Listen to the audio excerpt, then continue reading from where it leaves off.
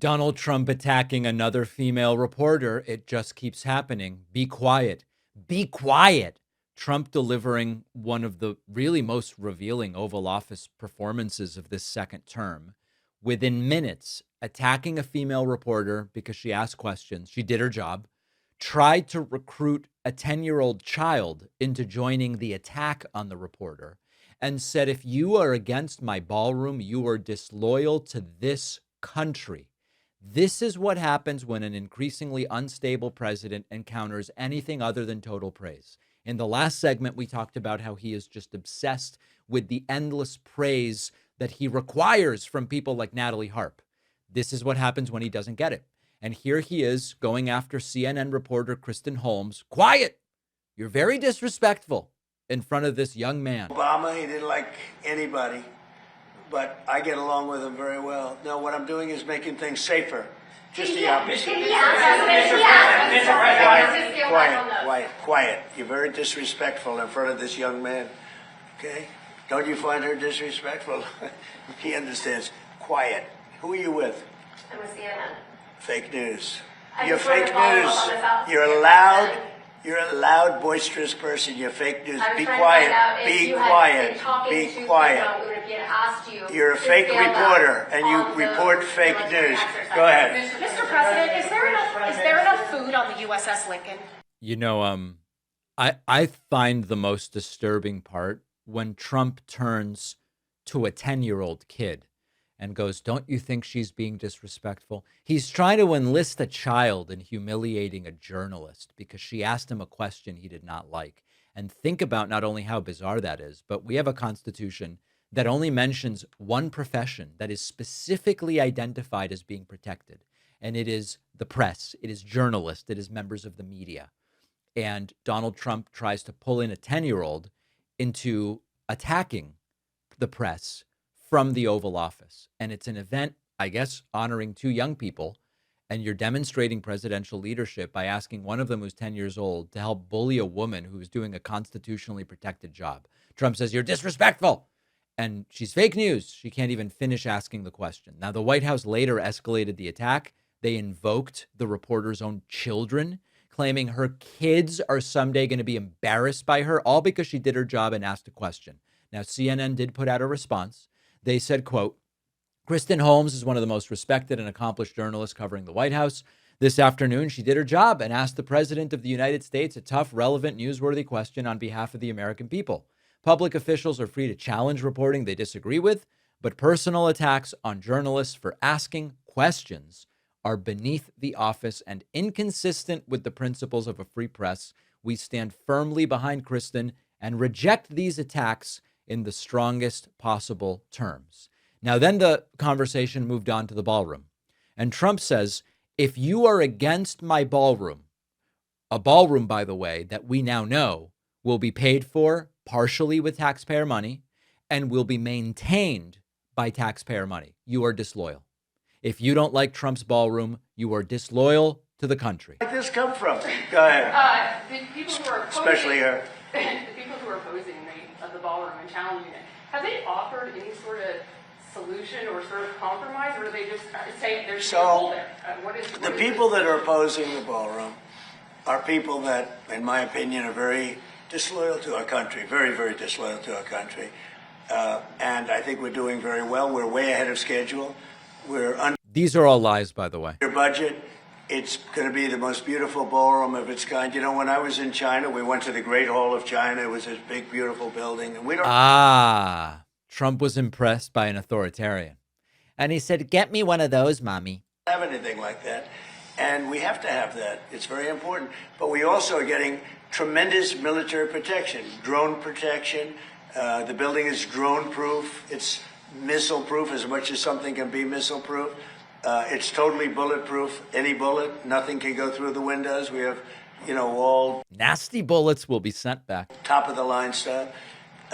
It's very safe. And the one thing, it's not for me, because I'm going to be here a very short period of time. When it's finished, if it finishes right on time, on budget, on time, I'll be there for 4, 5, 6 months. This is for future presidents. This isn't for me. This is for future presidents. And it's a gift. We're making a gift to our country, spending hundreds of millions of dollars to build a ballroom.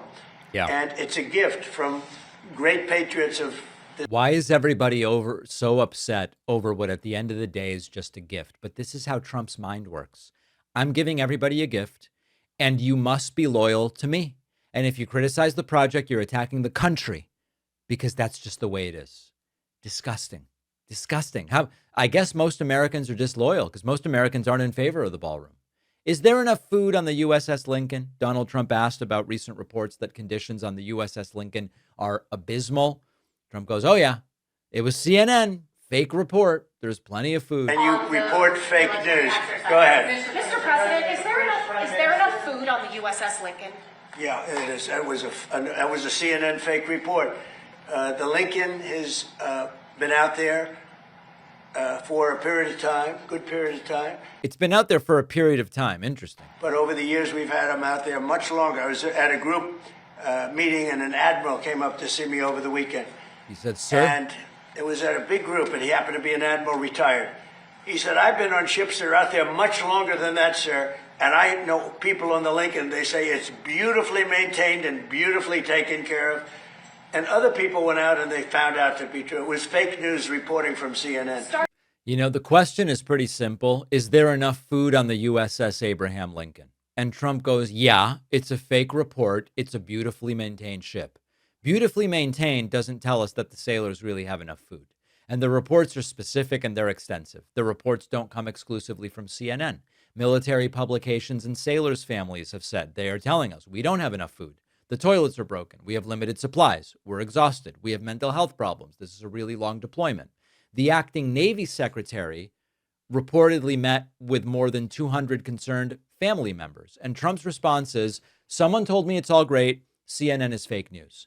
Now, finally, the question, a couple more of these. Trump on flock cameras. And much like with data centers, Trump is kind of like, well, there's good things about him. We're going to get back to the data center thing, but here's Trump on the flock cameras that are essentially reading license plates en masse and then allowing surveillance of people and a whole bunch of other stuff. Are you policy question, Mr. President? There's There's a lot of debate right now about these license plate scanners that are going up across the country. They're called flock cameras. People are worried that the police might misuse them. Have you heard of them? Yep. Or what's your stance? Well, it's being studied right now. You know, you have pros and cons, right? It's being studied right now. We'll have an answer sort of as to our views on it over the next couple of weeks. Just going to be a couple weeks and Trump will have an answer. Translation, he has no idea whatsoever. And he doesn't know what he's supposed to be saying about flock cameras. And finally, Donald Trump says that Kim Jong-un has responded to his request for a conversation. There is no evidence of this. It seems like one of Trump's blurted out lies to try to make himself look powerful. Why hasn't Kim Jong-un responded to your request to have a conversation? How do you know he hasn't responded? Has he? Yeah, he has. Did you speak with him? The White House has presented no evidence that Kim Jong-un has responded to Trump's request to have a conversation with him. Trump simply cannot hold back. He hates a free and independent press. On one side, you've got Natalie Harp, who just says yes to everything and is an adoring, adulating fan. That's what he wants.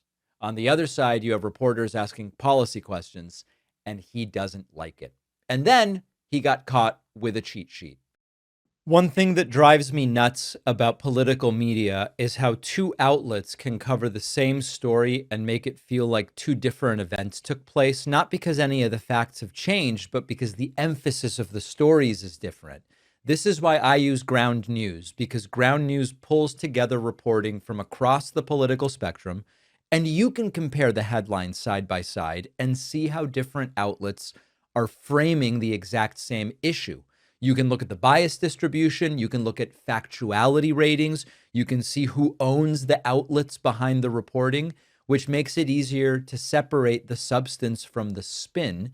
For example, Trump's EPA recently decided to remove limits on those forever chemicals in drinking water. Ground News shows how outlets like PBS and Raw Story are getting it right.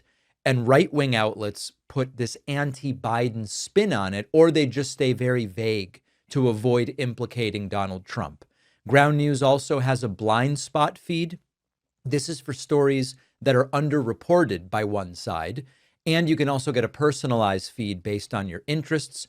Go to ground.news/Pakman or scan my QR code to get 40% off the Ground News Vantage plan. The link is in the description.